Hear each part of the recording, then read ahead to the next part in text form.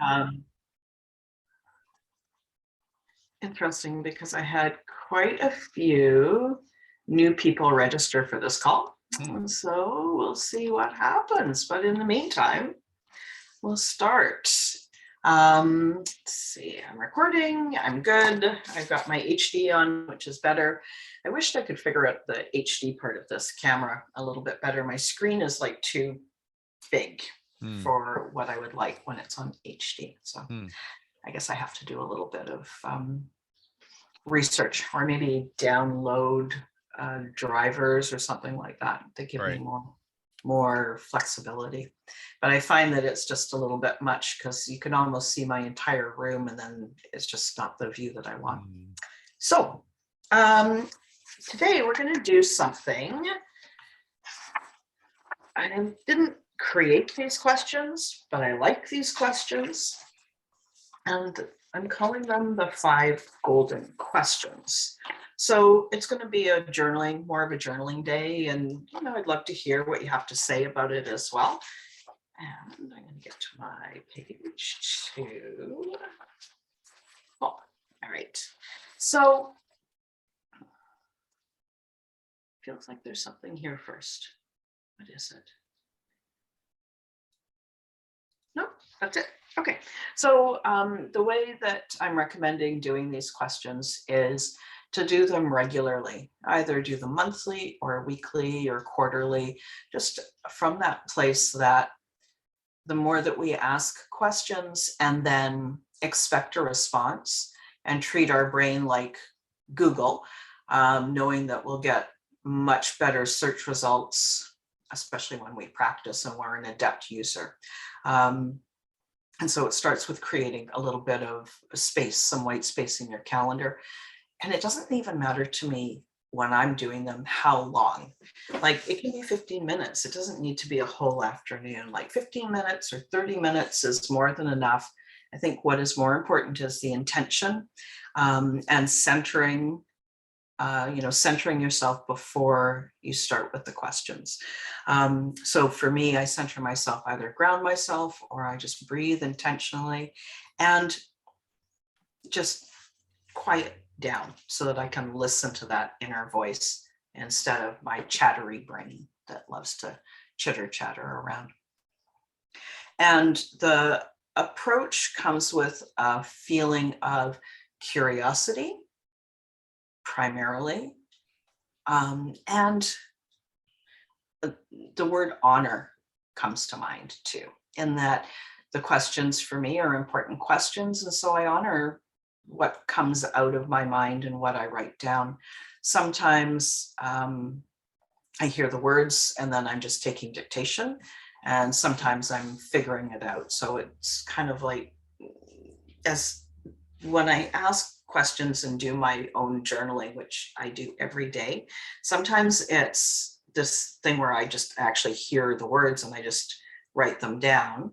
And sometimes it is this kind of figuring it out, kind of logicaling it out for myself and looking at how it's coming through. So it feels like for me that those are 2 different places that I access the knowing, and both are good. They're just different. I think I'm going to have to close just a second. I'm going to just close my blind. Otherwise, I'm going to have a whole bunch of sun in my eyes. There we go. So I don't know if you experience that as well. What do you think about that as you're journaling and as you're getting curious and asking yourself questions? I do journal every day. I do acknowledgements and gratitudes. I've been doing it ever since I started my coaching journey, which was 8 plus years ago. Wow. But yeah, there are times where I find it difficult writing gratitudes because sometimes I don't feel like I've been grateful. And you mentioned about 15 minutes, and sometimes I take half hour just to find just one gratitude. But I find it eventually, and that's the thing, is that you gotta dig deep to find these gratitudes sometimes, and they could be just the littlest things. Yeah, I find the same thing. It takes me longer when I'm looking for something big, but I found that sometimes the smaller things sort of help to fan that spark, like it starts the spark, and then it's in the minutia that it really makes it easy for me to find that Hmm. that emotion. Um, sometimes and is that I know this sounds a little bit weird, but maybe almost tired or um, desensitized to the word gratitude. Hmm. No, it's like, yeah, grateful, but like it's kind of overused in my head. And then it's harder for me to connect Hmm. to. I don't know. You I've find also noticed that sometimes when I feel the gratitude, I find that it's easier if I can remember to write it down at that time. Whereas if I Mm, write my gratitudes at the end of the day or the next morning, I kind of tend to forget, or I lose the, I don't know if the word excitement is right, but I lose the the experience, I guess, at that time, yeah, the appreciation. the Right. appreciation. So it doesn't feel Yeah. as great, but it was great at that specific time. So Hmm. Yeah, and all of this, like most of the coaching work that I do, even though there's a real logical bent to it and processes and do this and do that and powerful questions and all of that stuff, so much of it is focused on the feeling, on that the emotional experience of our life.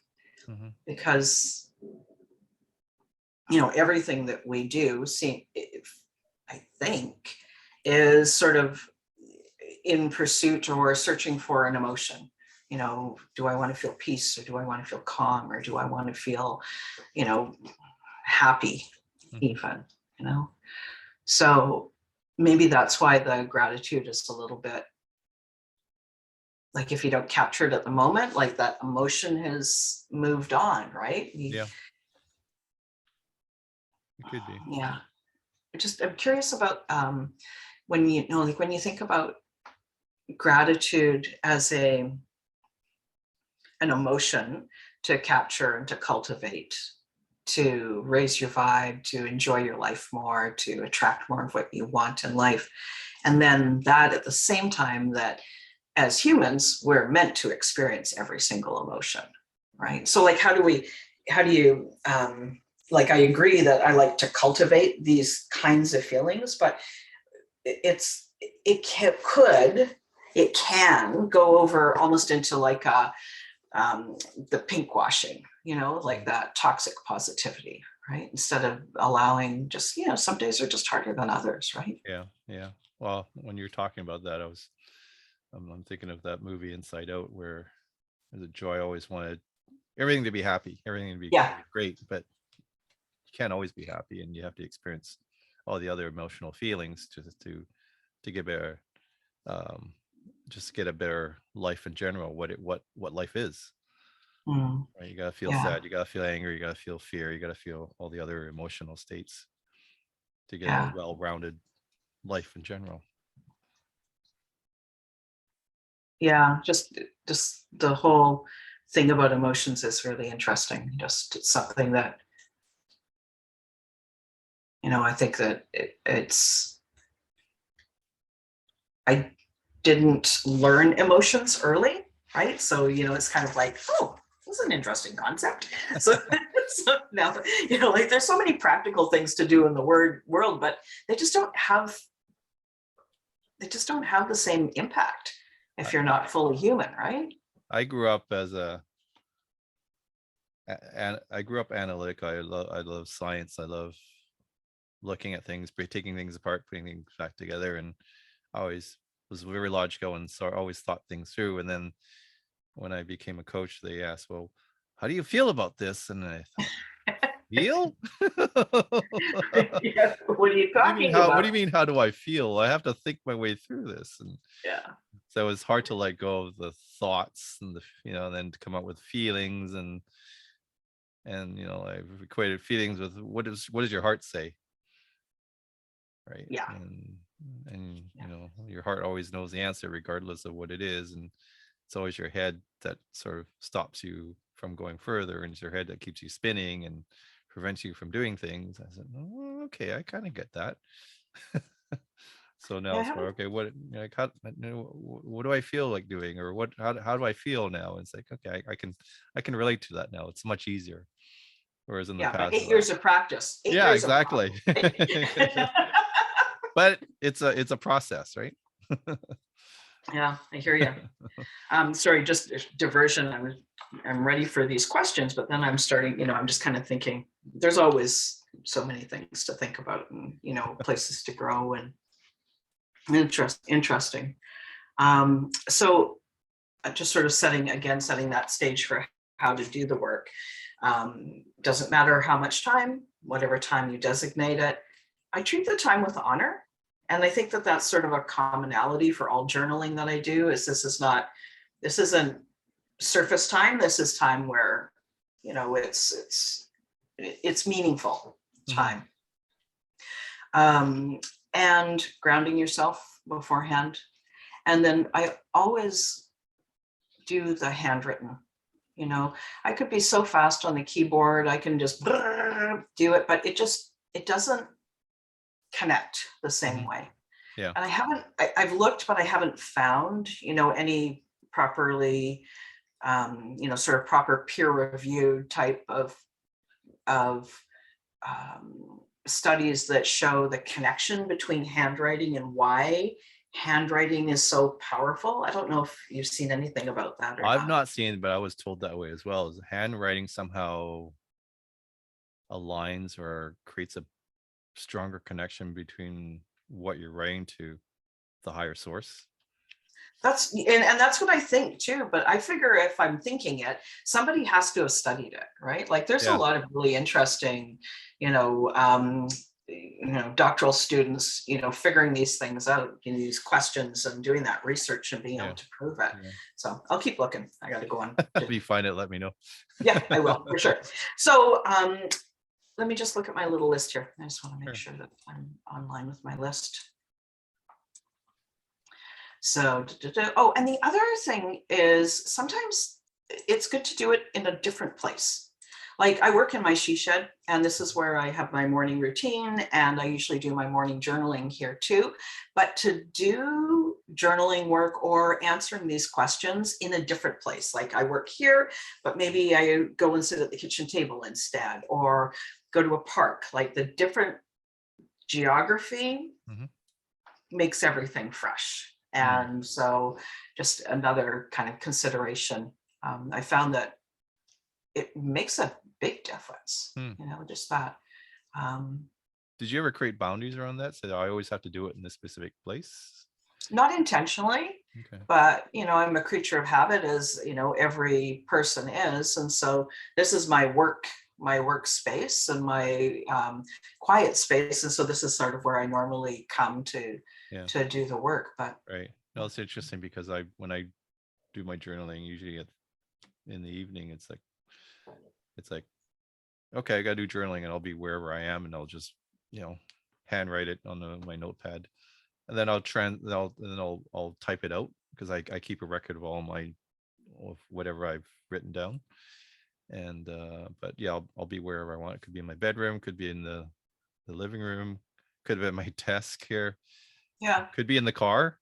I've got like 5 minutes, and I'll just, you know, write a few things down, and yeah. Hmm. Do you find that it makes a difference where you are? Not necessarily.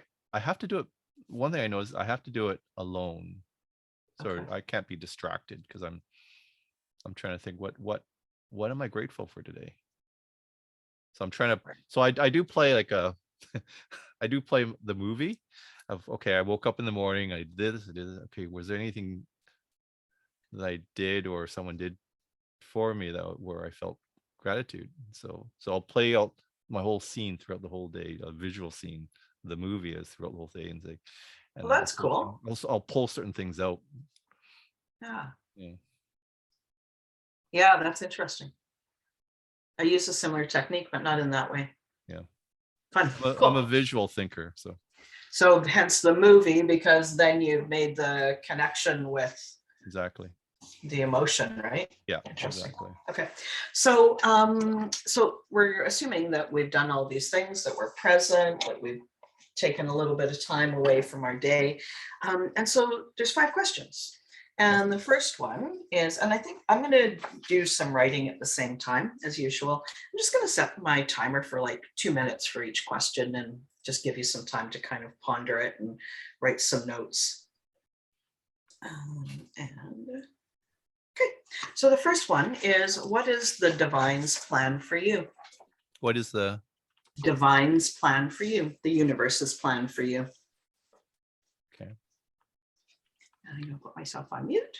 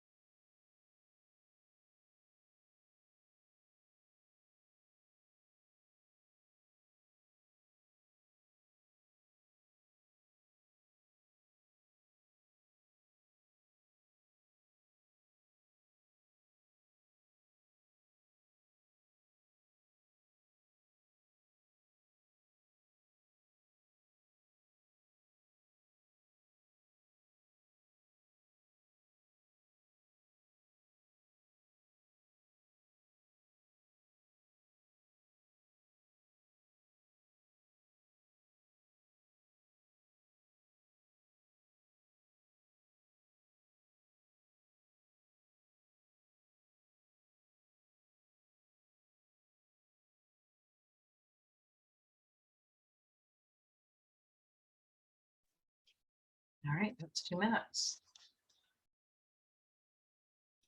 The second question is, where are you playing small in your life? And we're going to go for 2 minutes again. Okay.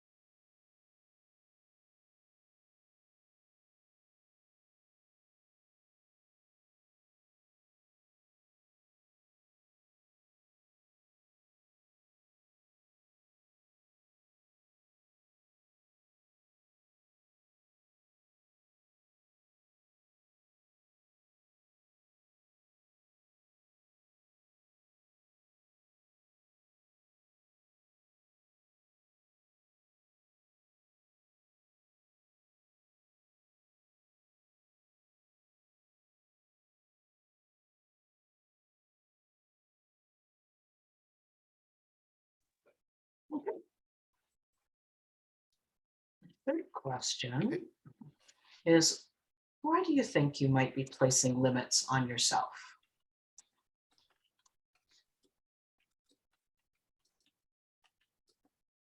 I'm going to do another 2 minutes. Okay. Yeah. Yep.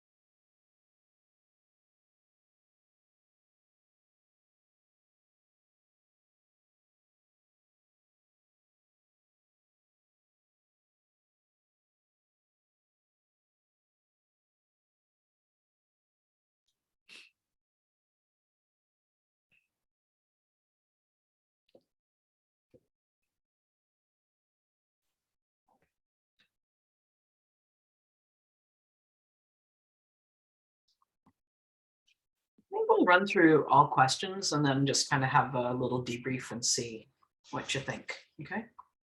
Sure. And so this question, you've probably answered something like this before, but what would you do if you had complete faith that you could not fail and that you could never fail?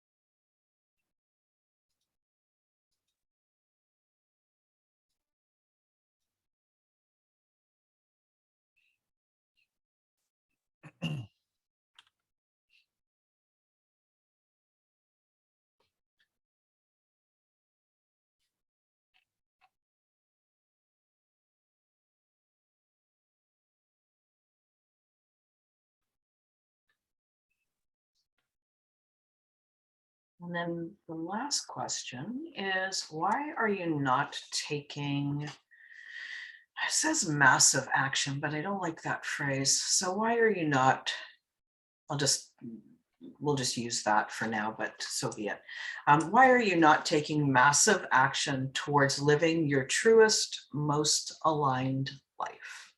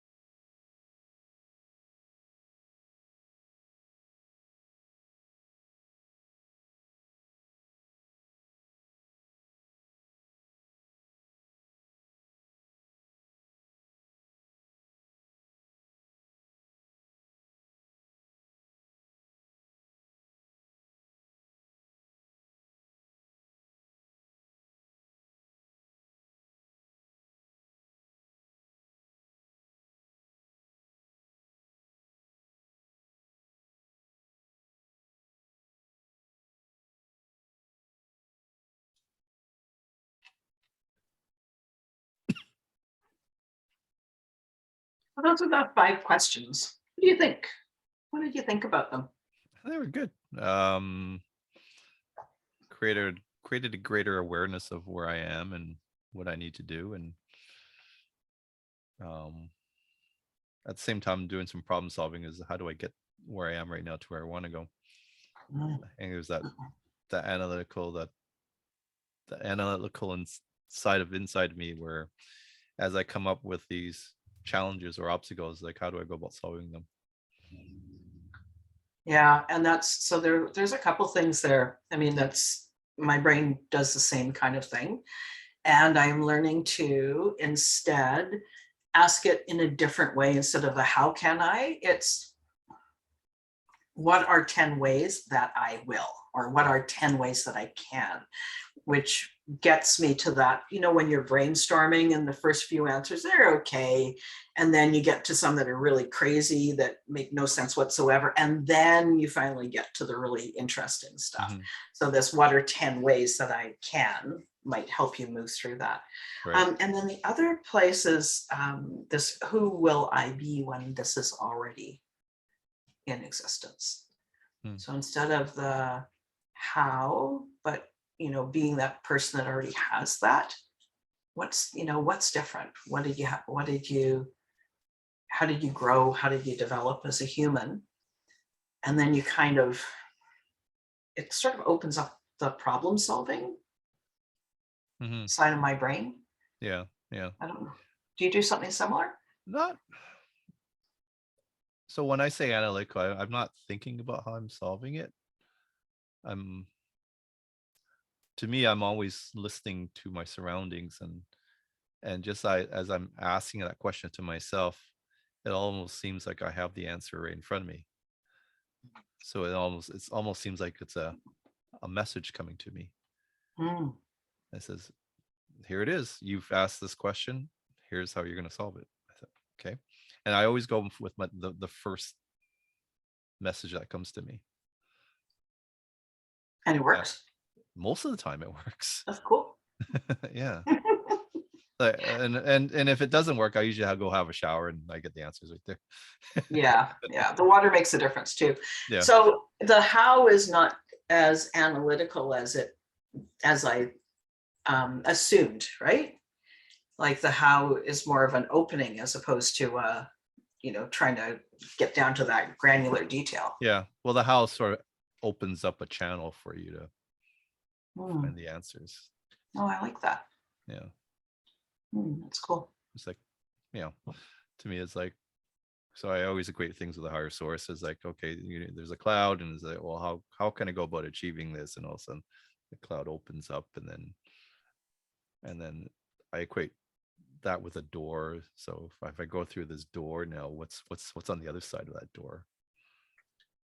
What's available to me? Yeah. Right. Yeah. There could be many opportunities available in front of you. Yeah, I like that. That's cool. Mhm. And knowing that there's unlimited opportunities and ideas and possibilities, right? Yeah, I always say everything's possible. It's just like that. But what is the chance of that possibility becoming real? I always tell my clients, like, everyone wants to win the lottery, but what are the chances of you winning it? And if it's just a random draw from the universe saying that, okay, well, it's your turn to win it. If this Lotto Max thing, that everyone who plays it, like, there's 30, 40, 50 million tickets being issued. What's your chances of winning it? Is it 1 in 50 million or whatever it is? Yeah. No, there's a woman that does that. I saw it in, I don't know, one of the online publications. She has a thing that she does that she knows how to win the lottery. It's really, it's weird. And it's not that she's like a young new ager kind of person either.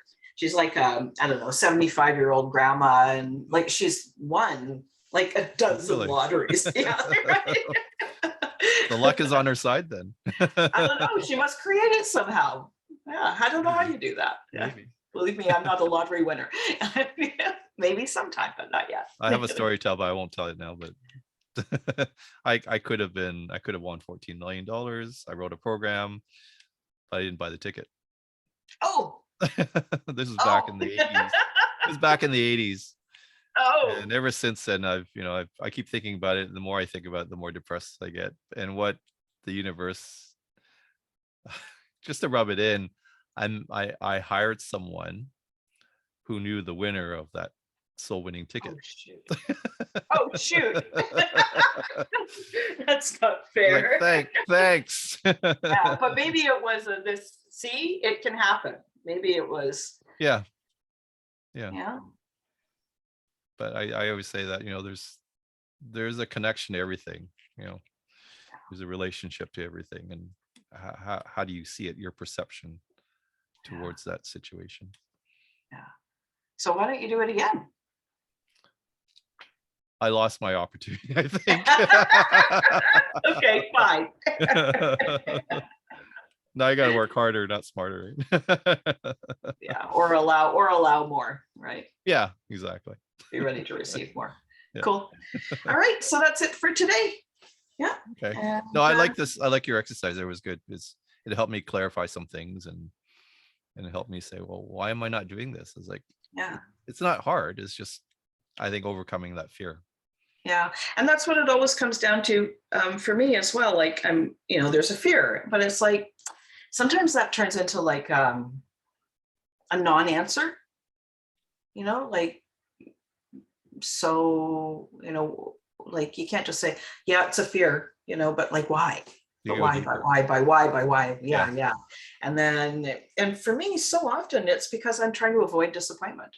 Yeah. And I know this, you avoid disappointment. You don't want to do too much because you might be disappointed. And so you disappoint yourself in advance. Self-fulfilling prophecy. Boom. Yeah, exactly. There we are again. Exactly. I was told that you have to ask yourself why 5 times to get really to the root of the problem. I do the same thing. Yeah. And I'll tell you, when I do that with my clients, it's challenging for them. I'm like, okay, today's the day I'm going to be the horrible coach. You're going to hate me by the end of the call, but you're going to love me too. You could love me. Yeah, that's right. Yeah, and sometimes even sometimes 5 times isn't even enough. You know, like when you're coaching, you can sense that there's more, Yeah. there's more, you know, like, yeah, it's kind of fun. Yeah. Cool. All right. Okay. We'll talk to you soon. Hope Yeah. to see you next Monday. Yeah. And if there's 2 of us, there's 2 of us. Oh, next Monday. Yeah, I'm here next Monday for sure. Okay. Cool. We'll talk to you soon. Have a Bye-bye. good week. Bye. You too.